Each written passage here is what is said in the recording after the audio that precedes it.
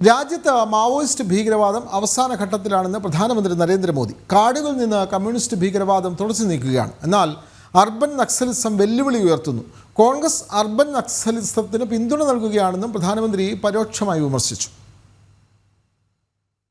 ഡൽഹിയിൽ ഒരു മാധ്യമത്തിന്റെ കോൺക്ലേവിൽ സംസാരിക്കവെയാണ് രാജ്യത്ത് മാവോയിസ്റ്റ് ഭീകരവാദം അവസാന ഘട്ടത്തിലാണെന്ന് പ്രധാനമന്ത്രി നരേന്ദ്രമോദി വ്യക്തമാക്കിയത്.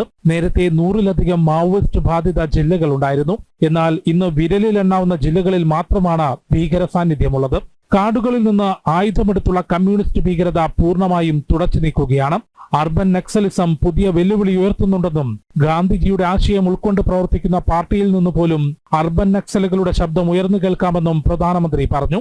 सरकार के निर्णायक फैसलों से आज नक्सलवाद जंगल से तो साफ हो रहा है, लेकिन अब वो अर्बन सेंटर्स में पैर पसार रहा है.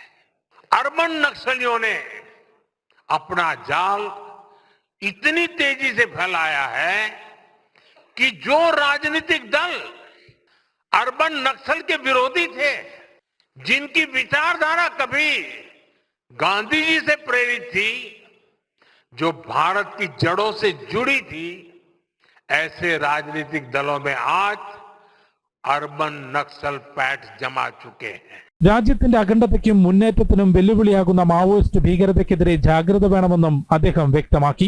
മാവോയിസ്റ്റ് അക്രമത്തിൽ സുരക്ഷാ ഉദ്യോഗസ്ഥരുടെയും ജനങ്ങളുടെയും ജീവൻ നഷ്ടപ്പെടുന്ന സംഭവങ്ങളിൽ 80% കുറവുണ്ടായിട്ടുണ്ടെന്നും 2026ഓടെ മാവോയിസ്റ്റ് ഭീകരവാദം രാജ്യത്തു നിന്ന് പൂർണ്ണമായും തുടച്ചു നീക്കുമെന്നും കേന്ദ്ര ആഭ്യന്തരമന്ത്രി അമിത്ഷായും അടുത്തിടെ പ്രതികരിച്ചിരുന്നു. ജനം, ഡൽഹി.